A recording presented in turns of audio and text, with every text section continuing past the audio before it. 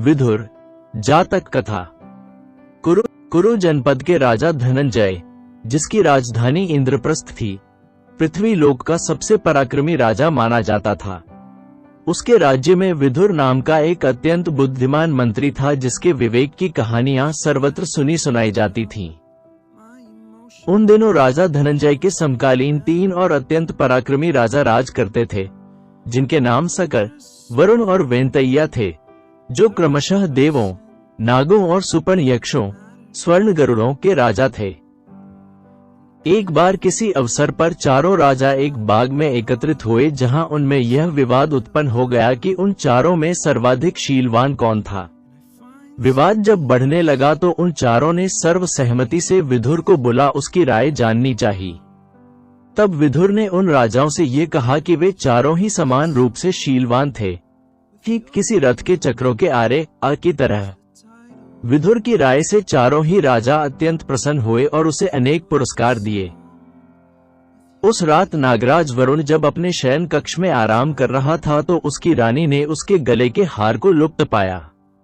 कारण पूछने पर जब उसे ज्ञात हुआ कि राजा ने अपना प्रिय हार विदुर को उसकी बुद्धिमानी से प्रसन्न हो पुरस्कार में दिया है, तो उसने राजा से विदुर का हृदय भेंट में मांगा और जिद पूरी न होते देख मूर्छित होने का स्वांग रचा।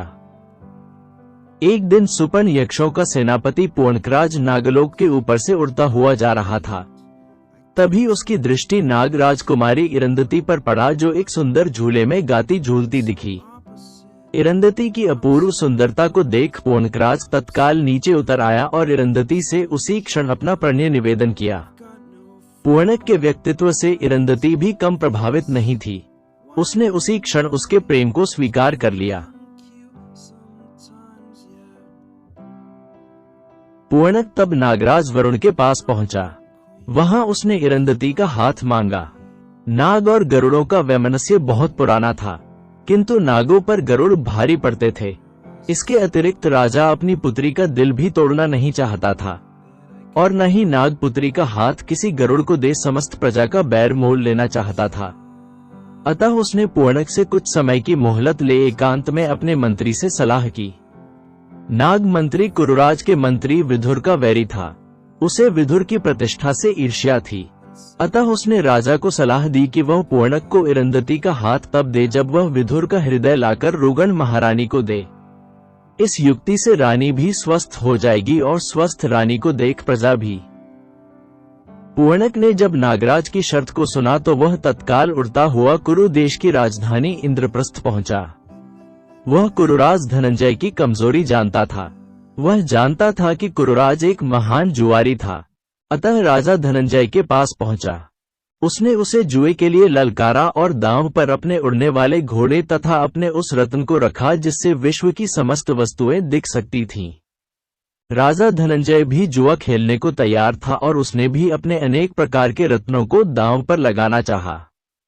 किंतु पूर्णक ने तब उससे कहा कि यदि रत्न ही दांव पर लगाना था तो उसे अपने राज्य के सबसे अनमोल रत्न विदुर को लगाना होगा। खेल आरंभ हुआ। धनंजय की हार हुई और पूर्णक की जीत।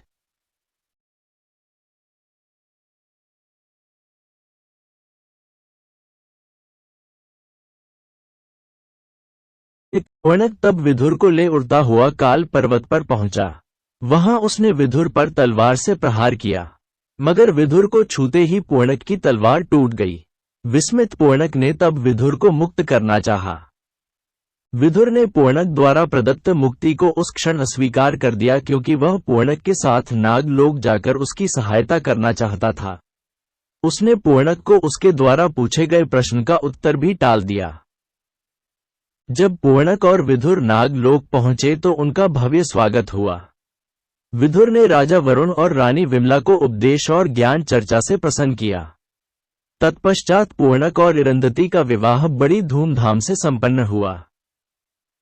विवाहोपरांत पूर्णक ने विदुर को ससम्मान इंद्रप्रस्थ पहुंचाया और उसे अपना वह रत्न भेंट में दिया जिससे विश्व की कोई भी वस्तु देखी जा सकती थी। चमड़े की धोती। जातक कथा। कभी किसी ने एक घमंडी साधु को चमड़े की धोती दान में दे दी, जिसे पहनकर वह साधु अपने को अन्य साधुओं से श्रेष्ठ समझाने लगा।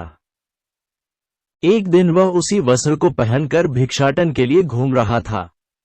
रास्ते में उसे एक बड़ा सा जंगली भेड़ मिला। वह भेड़ पीछे को जाकर अपना सिर झटक झटक कर नीचे करने लगा।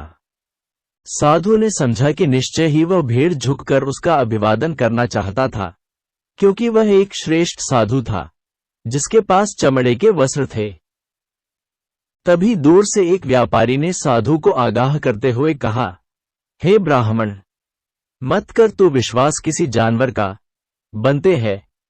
वे तुम्हारे पतन का कारण जाकर भी पीछे वे मुड़ कर करते हैं आक्रमण। राहगीर के इतना कहते कहते ही उस जंगली भेड़ ने साधु पर अपने नुकीले सींग से आक्रमण कर नीचे गिरा दिया। साधु का पेट फट गया और क्षण भर में ही उसने अपना दम तोड़ दिया। छड़ानता हाथी, जातक कथा। हिमालय के घने वनों में कभी सफेद हाथियों की दो विशिष्ट प्रजातियां हुआ करती थीं, छद्दंत और उपौसत। छद्दंत हाथियों का रंग सफेद हुआ करता था और उनके 6 दांत होते थे।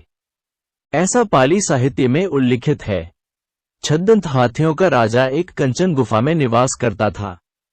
उसके मस्तक और पैर माणिक के समान लाल और चमकीले थे। उसकी 2 रानियां थीं, महासुभद्दा और चुसुभद्दा। एक दिन गजराज और उसकी रानियां अपने दास दासियों के साथ एक सरोवर में जल क्रीड़ा कर रहे थे। सरोवर के तट पर फूलों से लदा एक साल वृक्ष भी था। गजराज ने खेल खेल में ही साल वृक्ष की एक शाखा को अपनी सूंड से हिला डाला। संयोगवश वृक्ष के फूल और पराग महासुभद्दा को आच्छादित कर गए, किंतु वृक्ष की सूखी टहनियां और फूल चुसुभद्दा के ऊपर गिरे। चुसुभद्दा ने इस घटना को संयोग न मान स्वयं को अपमानित माना। नाराज चुसुभद्दा ने उसी समय अपने पति और उनके निवास का त्याग कर कहीं चली गई। तत् छद्दंतराज के अथक प्रयास के बावजूद वह कहीं ढूंढे नहीं मिली। कालांतर में चुसुभद्दा मरकर मद्ध राज्य की राजकुमारी बनी और विवाहोपरांत वाराणसी की पटरानी। किंतु छद्दंतराज के प्रति उसका विषाद और रोष इतना प्रबल था कि पुनर्जन्म के बाद भी वह प्रतिशोध की आग में जलती रही। अनुकूल अवसर पर उसने राजा से छद्दंतराज के दंत प्राप्त करने को उकसाया। फलत राजा ने उक्त उद्देश्य से कुशल निषादों की एक टोली बनवाई, जिसका नेता सोनूत्तर को बनाया। 7 वर्ष 7 महीने और 7 दिनों के पश्चात सोनूत्तर छद्दंतराज के निवास स्थान पर पहुंचा। उसने वहां एक गड्ढा खोदा और उसे लकड़ी और पत्तों से ढक दिया। फिर वह चुपचाप पेड़ों की झुरमुट में छिप गया। छद्दंतराज जब उस गड्ढे के करीब आया तो सोनूत्तर ने उस पर विष बुझा बाण चलाया।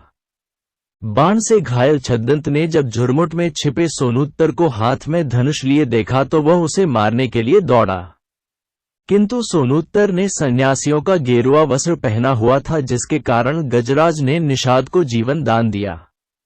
अपने प्राणों की भीख पाकर सोनूत्तर का हृदय परिवर्तन हुआ। भाव विह्वल सोनूत्तर ने छद्दंत को सारी बातें बताई कि क्यों वह उसके दांतों को प्राप्त करने के उद्देश्य से वहां आया था। चूंकि छद्दंत के मजबूत दांत सोनूत्तर नहीं काट सकता था, इसलिए छद्दंत ने मृत्यु पूर्व स्वयं ही अपनी सूंड से अपने दांत काटकर सोनूत्तर को दे दिए। वाराणसी लौटकर सोनूत्तर ने जब छद्दंत के दांत रानी को दिखलाए तो रानी छद्दंत की मृत्यु के आघात को संभाल न सकी और तत्काल मर गई।